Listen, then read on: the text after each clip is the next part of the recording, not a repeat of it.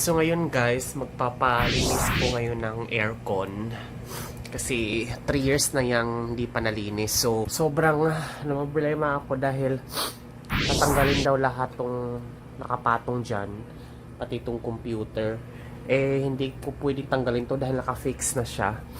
So gagawin ko ng paraan. Baka tatakpan ko to ng kumot. Tapos yung mga halaman na lang ang tatanggalin ko, tsaka yung mga maliliit-liit na bagay. Kasi nga naka-fix na itong mga to eh, naka-cable management, so hindi siya pwedeng tanggalin agad-agad. So yun yung gagawin ko ngayon.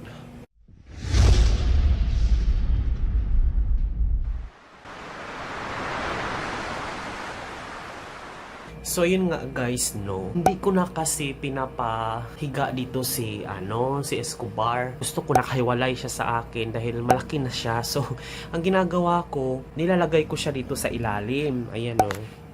Yan, dyan siya. So pag tulog ako ng araw, pag wala akong trabaho, nagugulat lang ako, tumatabi sa akin. So ayaw ko nang ganun. So ang nangyari, one time yung hindi ko talaga siya pinatabi, hinihilan niya yung unan ko. Yung unan ko, ayun na siya. Ayan siya guys. So kinuha niya talaga yung unan ko.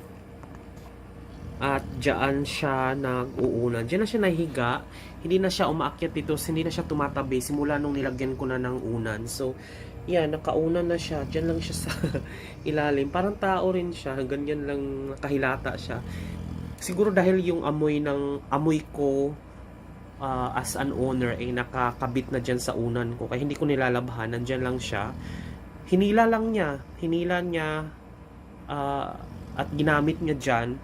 Tapos hindi na siya umaakyat simula nung nagkaroon na siya ng sarili niyang unan. So, ayun. One eternity later.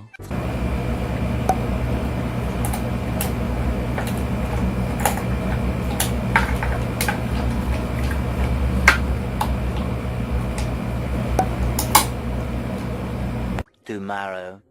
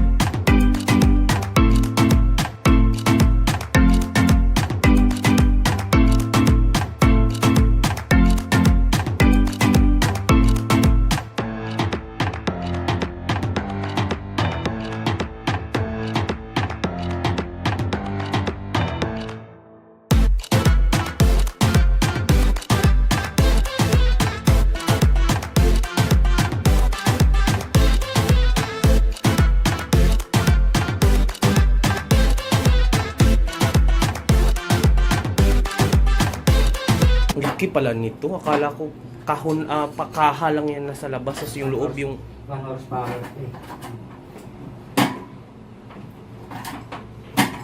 3 taon na yan eh. Ano?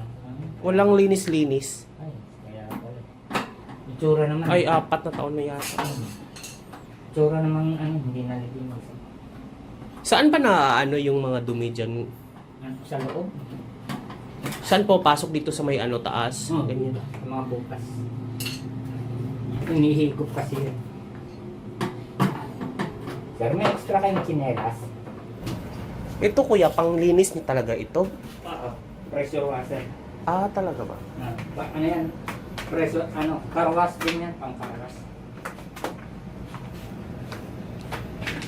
Kala ko pang vacuum na ano. Iba yung pang vacuum. Yung pang vacuum maliit. Mas maliit yan.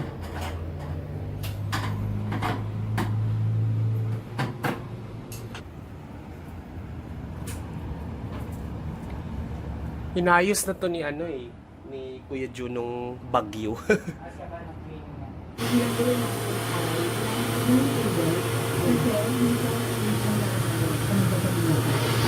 A few inches later. Sa tuhod. Ayan, ang dami. Kanina padakot eh. Kahit ako na lang po maglinis na lang po dyan. Sige, sir. Naka-plastic naman siya. Sige, ako na bahala. Ah. Dali.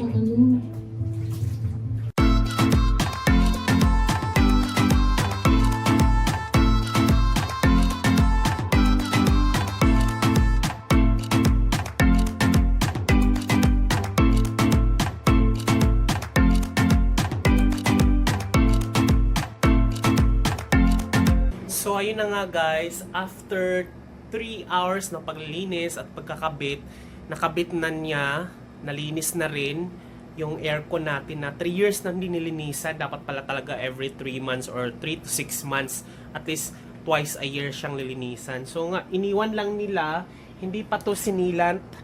Ayun may mga hindi pa nasilant, babalikan pa daw bukas para hindi na siya nakabili ng sealant. So, antayin natin to kasi ito yung pinaka-importante yung sealant, diba? Kasi diba last time binaha ako dito dahil sa leak.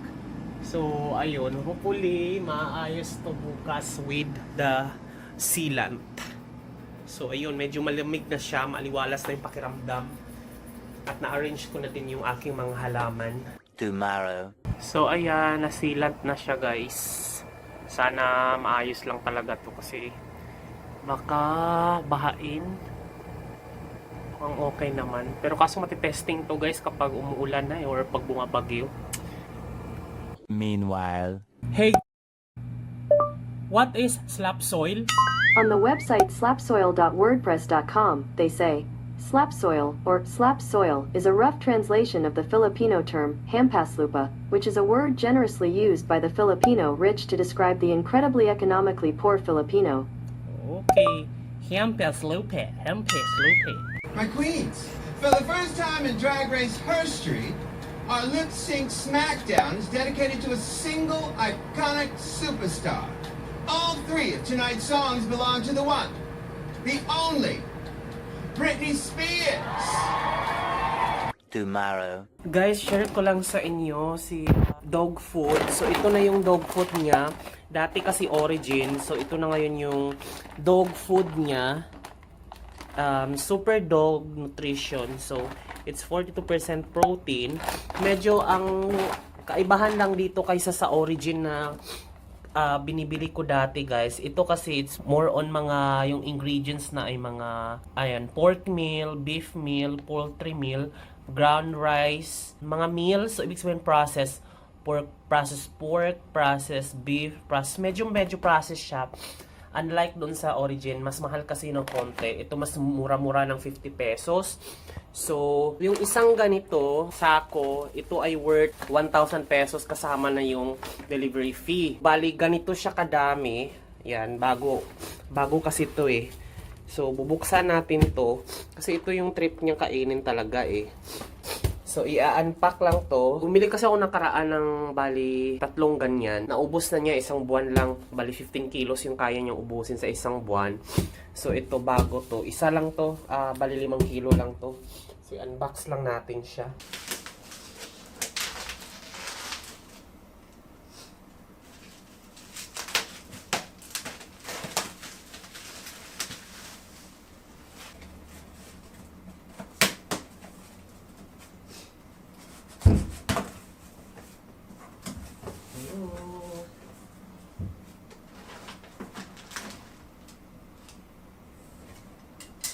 Wow.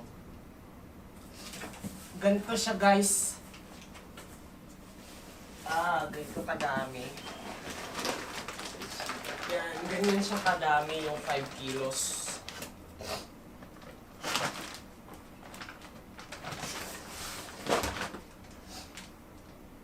Oh, meron pa siyang dental stick. So, ganito yung ano guys. Ganito yung 5 kilos. Ito ay worth 990 kasama na yung delivery fee. So, bali 3 ganito sa isang buwan. So, 15 kilos lahat ang kaya niyang ubusin. So, ito. Mga ganito.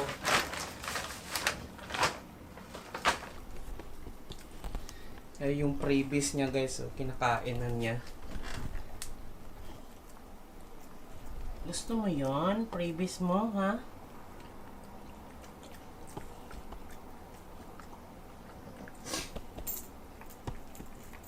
Yung dental stick niya. Freebies ng super dog na pagkain. Kinutain mo yung dental stick mo, ha? Thank you so much sa freebies na dental stick. Greenfield ka, Greenfield. Daming tao na, pero naka-face shield naman ako. Inuman. Kaway. Ay. Kaway, kaway. Tulog ka, tulog. Tulog ka, tulog. Mag-inuman muna kami.